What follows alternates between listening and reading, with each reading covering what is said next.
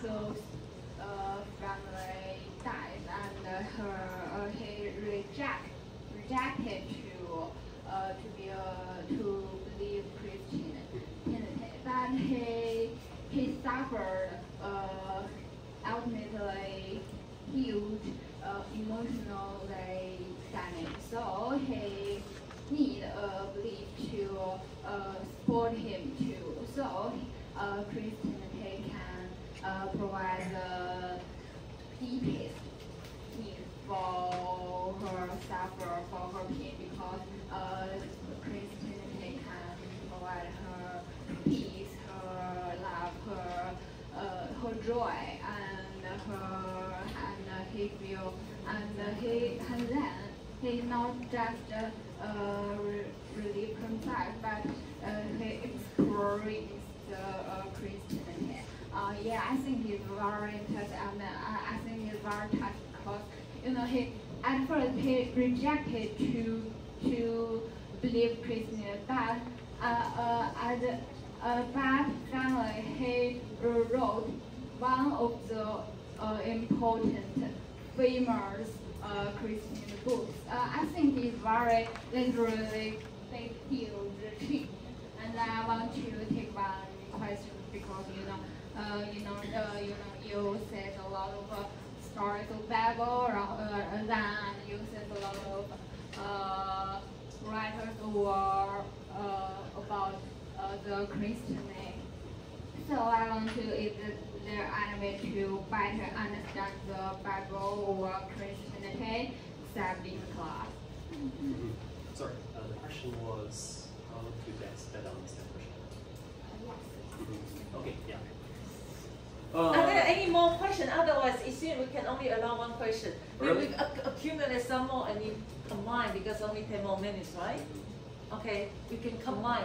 Okay, yeah. So, Okay. Oh, well, maybe. Yeah. Maybe time for question. I don't know if you call it question actually, but as you were explaining the book, I understand that his vision of redemption is just through like what you can do or if we can accept redemption. But that reminds me another book that is called Fausto. I don't know the English name, I'm sorry. And in that book, the character, the principal character, he just made all the things possible in earth. But at the end, he also gets redemption because in one of his life, he fell in love with someone, Margaret. And this woman, at the end, when he was dying again, he asked God if he can get redemption because of her love. So it's possible for, you think it's possible for someone that through another person we also can get redemption. So maybe answer this first, right? And then after, yeah, no time if you want to stay with more Q&A. Okay. Yeah. Okay, maybe I'll answer that question first. So, can we find redemption through someone else? Well, according to Christian understanding, then one can only find redemption through Jesus Christ, through God, essentially. But you can know God through someone else. So, like for C.S. Lewis, he became a Christian through the influence of J.R. Tolkien. So they were really good friends. They really respected one another. Tolkien was a Catholic, and Lewis, he was an atheist. But he respected Tolkien and reckoned that, well, I mean, anyone who's as intelligent as you and still believes in God, still believes in Christianity, there must be something more to it. And so the faith of Tolkien was what attracted Lewis to Christianity, and eventually he became a Christian himself. Yes, I mean, in that case it was their friendship and also his respect for Tolkien. In some cases, for a lot of people who I know, it's the love of maybe a parent, it's the love of sometimes a spouse, a wife, that will cause someone to want to be attracted to their faith. So it's the influence of someone else, but ultimately it's only through Jesus Christ that one can really be saved. Although it might be someone who actually is the one who introduces you to the faith in the first place. I don't know, does that answer your question? And for the second question, how can one find out more? I mean, in Taiwan, then there's freedom of religion. So I was in Beijing for about 8 years, and there, then in class, we weren't allowed to talk about Christianity at all. So even though I was teaching English at a university, I was not allowed to talk about my Christian faith. But in Taiwan, then there's much more freedom to do so, and there are many churches as well, and also there are a lot of good programs. On TV, there's something called Good TV, which has a lot of good sermons on it, classes, and also on the internet, there's just a ton of good content, good material. Mostly good. Some of it isn't very good. So if you want suggestions in terms of good websites, both English and Chinese, then I'll be happy to share some as well. So yeah, I'll say that actually today then you can pretty much find out everything through the internet, but the only thing is that you don't know whether it's good quality or not. So you need to be able to filter. But yeah, I'll be happy to recommend at least some that are what I would consider to be good quality.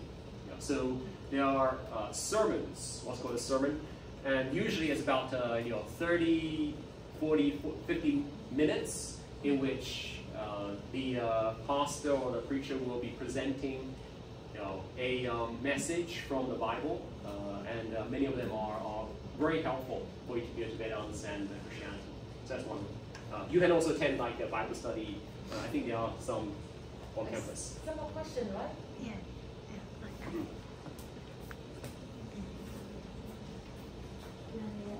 On the slide just now, you said everyone has the freedom to choose whether they want to be in heaven or hell, and the only way to get to heaven is to experience forgiveness and redemption and let go of the past, right? But also you took an example of the killer and the one who killed, and not being in the same place because the one who got killed still hold anger and hatred and wanted to revenge. But does that mean if we want to go to heaven, we have to forgive and accept, and no matter what other people do wrong to us, we can just forgive them like that, and there's no punishment for them? Is that a bit unfair? Yes, good question. Yeah. So I would say, for the individual, you and I, we are responsible, ourselves for not just, what we do, but also our response to what other people do to us. Now, let's say, as a kid, you were abused, by your family. You were beaten, you were even maybe sexually abused by your family member.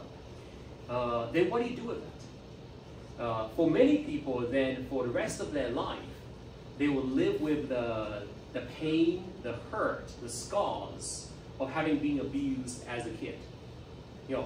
For some. But then there are others who rise above that. It's like, sure, okay, yeah, my parents were abusive to me. Or maybe I was abandoned as a child. I grew up as an orphan because my parents didn't want me.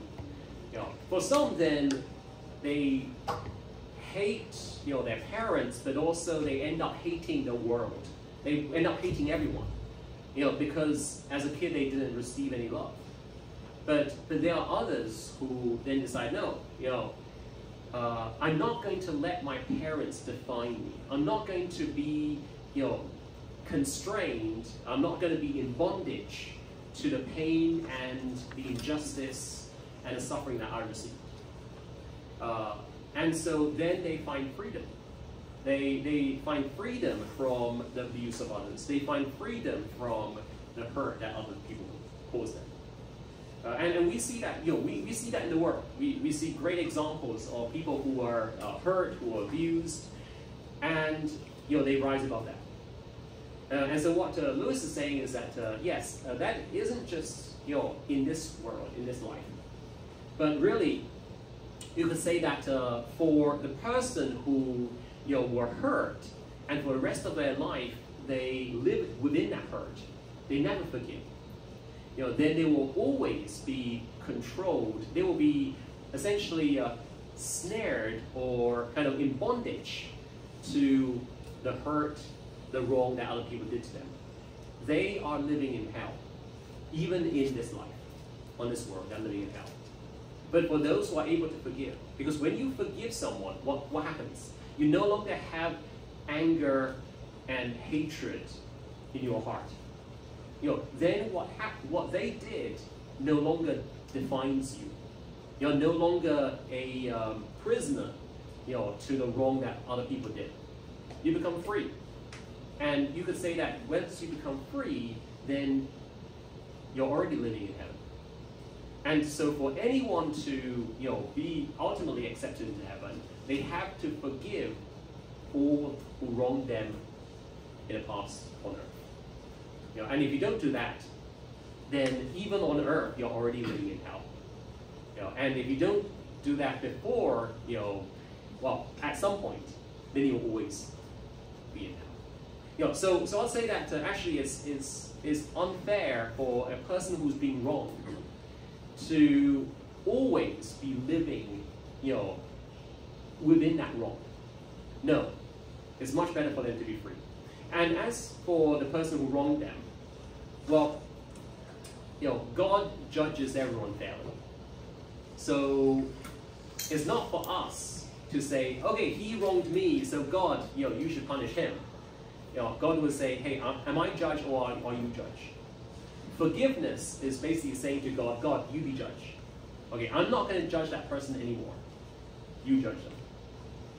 And when we are willing to allow God to judge, then we are no longer the judge. Then all we have to do is just deal with whatever is still in our heart. And that's what's important. What's important is how we deal with the anger, the hatred, or the sin in our hearts. Not someone else's sin. Someone else's sin is up to them and God, not up to us. And so basically, for Lewis, it's like, let God be the judge, but we can control, we can deal with what we can do. And as our sin and our wrong and what others might have done to us and our response to that.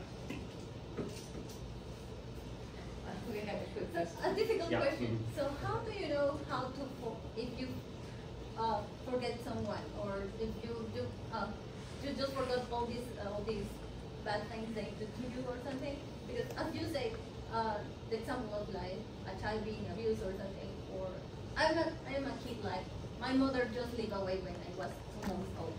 So I never have any kind of feeling for her. So I don't know, because some people ask me, did you forget her or something for doing that? But it's like, I don't know. I don't have any feeling for her. It's just a person around the world. I don't know whatever she is or something. So how do you know if you forget or not? Good question. How do you know if you've forgiven? A quick answer, or we just take 10 minutes break, and then for those one remain. Are you able to take? Okay, just a very simple answer. I'll say that if you are still judging the person, then you haven't forgiven them. So basically, you hand them over, hand them over to God, hand them over, or what you say is that, okay, I'm not in a position to pass judgment over you for what you did. That's not up to me. So if you are still, condemning them, if you are still seeing them as being, the victim. Oh, no, sorry. If you still see yourself as a victim, they haven't forgiven. So, if you are free from that, and it's like, okay, so what happened to me, but I don't have to be defined by what happened to me. If you can be free from, the hurt, the wrong that's been done to you, that's when you truly forgive. What if I just don't really care about that. Because I have another mom, my grandma. Grandma I was become a mom. I was thankful because she was the one. Yeah, in which case maybe there's nothing to forgive. Yeah. I mean, if you say something really nasty to me, right? And then like a month later, you're like, oh, I'm so sorry, I said something nasty to you. I said, did you? Like, I don't remember. You know, that probably means I don't have any hatred or bitterness towards you. Yeah. Maybe in the moment it's like, oh, that's not very nice. But you know, it hasn't really hurt me, right? It's a bit like you punch me, but I hardly feel it. It's like, oh, okay. You know, did someone just touch me? Yeah. So sometimes, yeah, I mean, people might do something to you, but you don't feel it. In which case, it hasn't really hurt you. In which case, then there's nothing to forgive. Okay, thank you. So we can end here, and then so.